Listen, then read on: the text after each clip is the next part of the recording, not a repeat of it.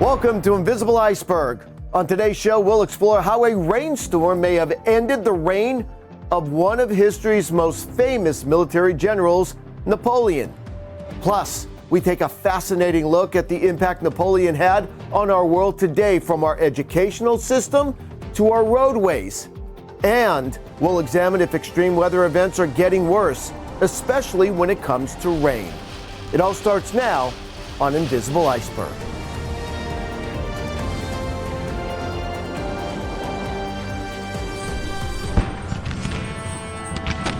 He's considered one of the greatest military masterminds in history. For 15 years, Napoleon Bonaparte led campaigns across Europe in his quest for power. But the French emperor may have ultimately been defeated by driving rain and deep mud that hampered the Battle of Waterloo in 1815.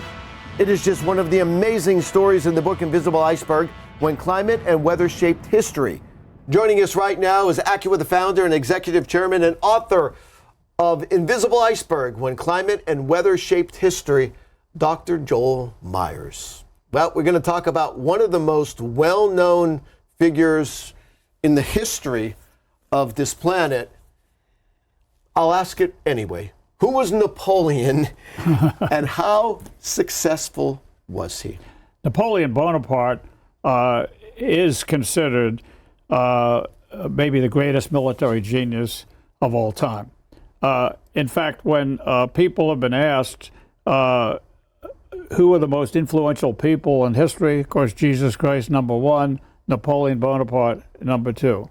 A lot of people today may not realize, but he was, many of his military tactics that he developed and employed are still taught today in military academies across the world. He won, I think, 90% more of his battles. Some of his victories were legendary. Let's talk about how he was defeated originally, that took him out of power originally. How did that happen? Remember, he reigned for a long time, a long successful career, but then he attacked Russia in the wintertime. And as we know, you don't attack Russia in the wintertime. And so he went into Russia with hundreds of thousands of troops, and I think 10% or fewer of the troops made it back to France. It was a devastating defeat and a tremendous setback for him.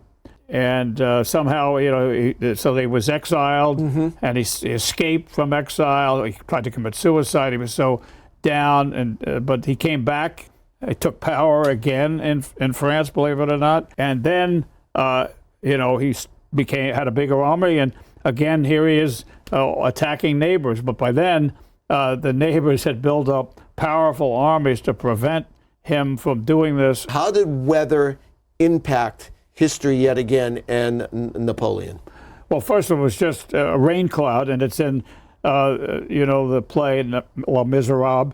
It mentions the rain and how it defeated. So that was part of it, how it messed up the muskets, the water, and then the mud. And then he waited too long to attack because he wanted the ground to dry. And by the time he attacked, they were ready for him, and he lost again at Waterloo. And of course, that's well known. Now it's quoted. If you're too big for your britches, you'll have your Waterloo. Thanks, Dr. Joel. You're welcome.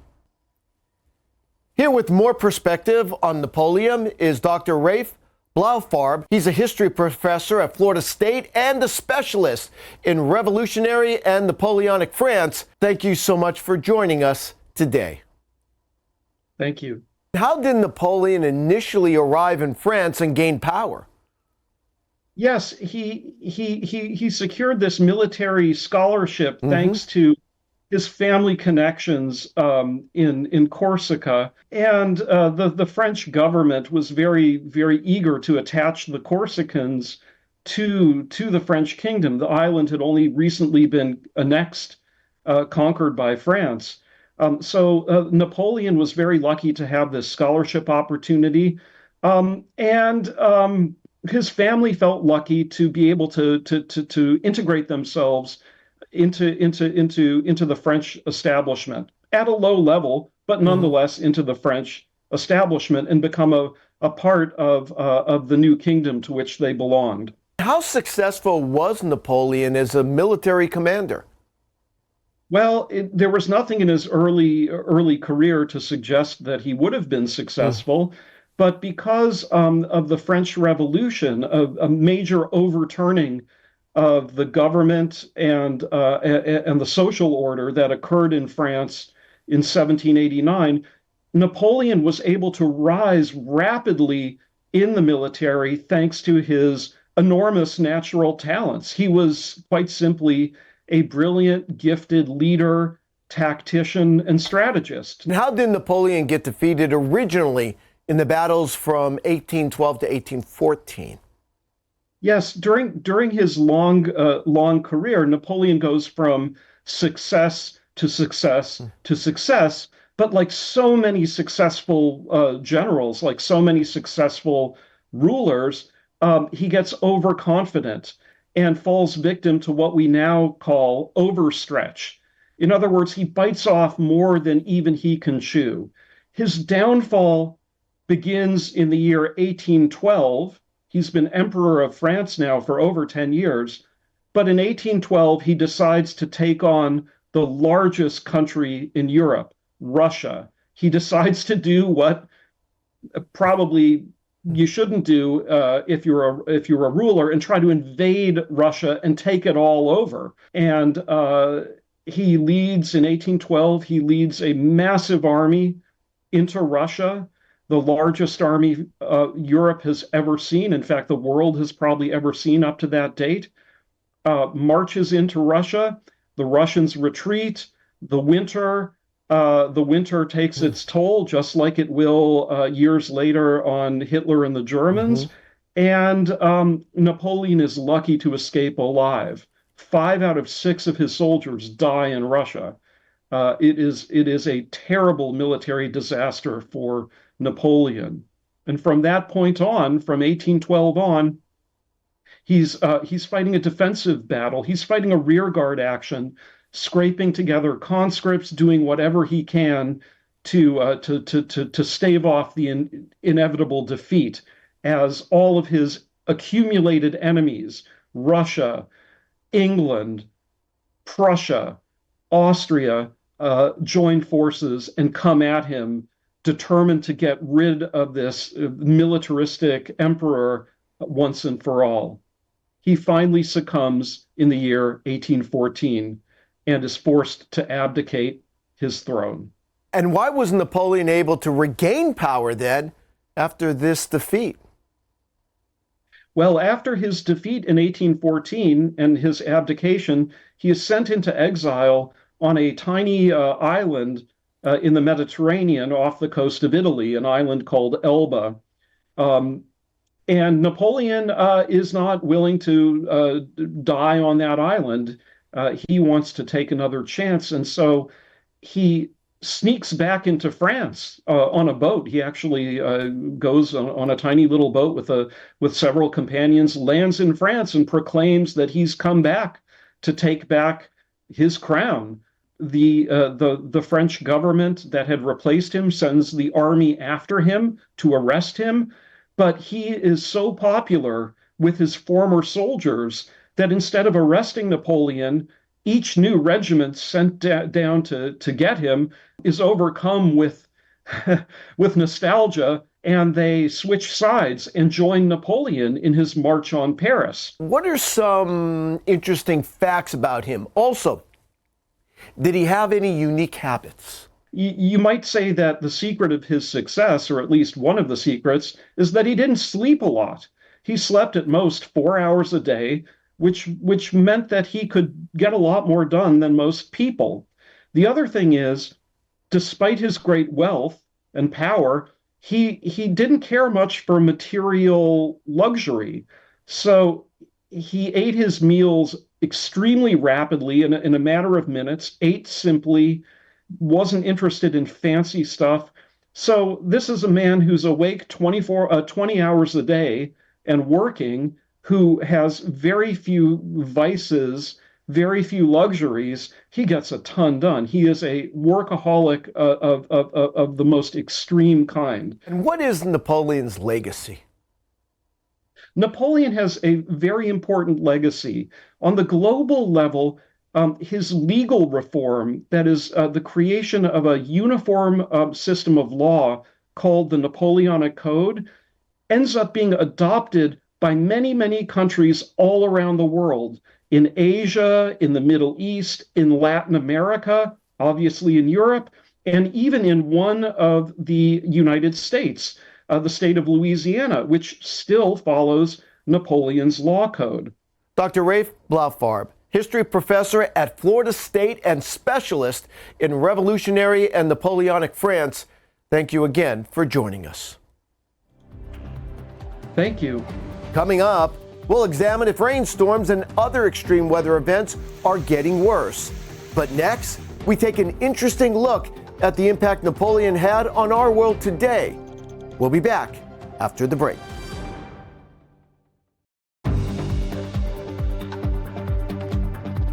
Welcome back to Invisible Iceberg. I'm Bernie Rayno. We're back with AccuWeather Founder and Executive Chairman and author of the book Invisible Iceberg, When Climate and Weather Shaped History, Dr. Joel Meyers. We're talking about Napoleon, and let's talk about how he was able to regain power after his first defeat.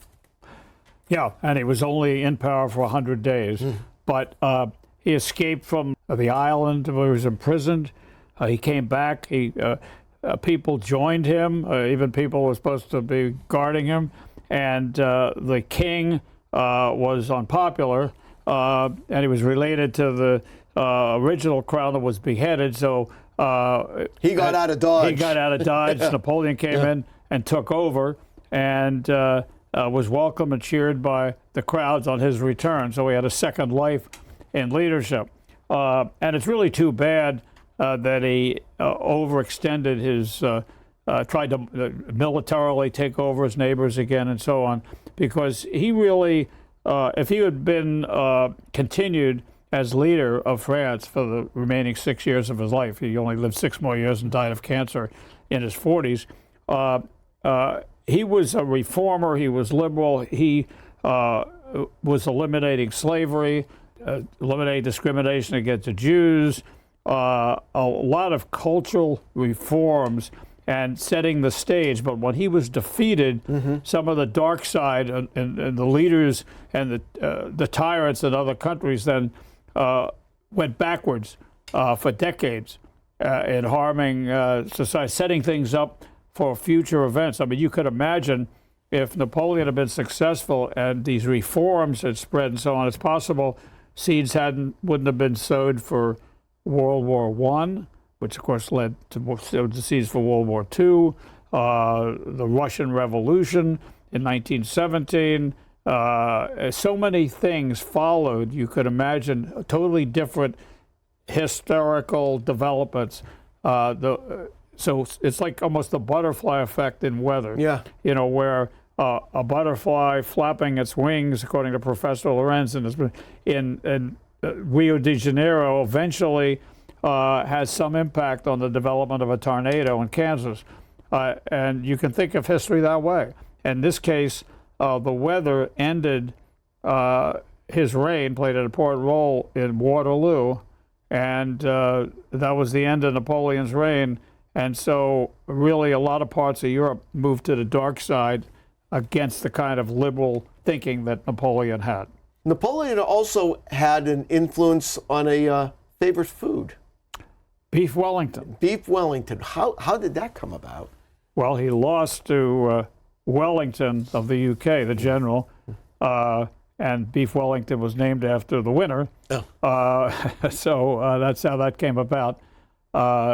Wellington became famous because he beat Napoleon at Waterloo, and so that dish, Beef Wellington, was named after him. You know, when you think of Napoleon, you think of the military genius, but from everything you're telling me about him and we've read in the book, he was a very effective a leader for his country. He was, yeah. He was ahead of his time and made a lot of progress in human rights, and it also building the architecture of France in so many other ways. He was truly a genius, and he had a great influence on civilization. And he also had an influence or inspired the United Nations. Well, indirectly. Indirectly. Because finally, to defeat him, he was, since he had captured and was a threat to areas he hadn't captured across Europe, the nations united, to fight him, and it was called the United Nations, and that inspired U.S. President Franklin Delano Roosevelt when he had the idea to create the United Nations. That's where he got the idea for the name, the United Nations, which of course then was formed a few years after FDR got that idea. And he got the idea in 1942, and at the end of the war in 1945, the UN was established. And you hear this term a lot, the Napoleon complex. What is that? The idea was that Napoleon was short, and so because he was short, he was insecure, and so that drove him to become a very powerful, insatiable, to prove himself. But it turns out that he was more or less the average height of European men of that era, about 5'6", 5'7", but he always had tall guards around him. He got beefy protection, and they were tall, so he looked small by comparison. I think that was made up after the fact. Do you really? And would have things been different if Napoleon was taller? I can't answer that. You'll have to get a psychologist or psychiatrist on the program next. All right, let's talk about how Napoleon did affect the United States, because there is a pretty significant impact in the history of the United States. Yeah, he sold to the United States a huge swath of what's now part of the United States that was owned by France, the central part of the country. It was known as the Louisiana Purchase. It involved about 10 states, parts of the southern parts of provinces of Canada, and the United States got a heck of a deal, paying 3 cents an acre in those days, even allowing for inflation. If it's a couple of dollars an acre today, still a heck of a bargain. Not only for the land, but when you think of the area that was purchased, that's the breadbasket of America. Yeah, Missouri, Arkansas, up through the Midwest, and so on, no question about it. And it provided, almost double the size of the United States at that time. You would think, where would the United States be without the Louisiana Purchase? It would be very different. Not in the shape that we're in now. Not the shape. Not the shape. Dr. Joel, fascinating story. Thanks. You're welcome. All right, I want to thank AccuWeather Founder and Executive Chairman and author of the book, Invisible Iceberg, When Climate and Weather Shaped History, Dr. Joel Meyers, for joining us today. My pleasure.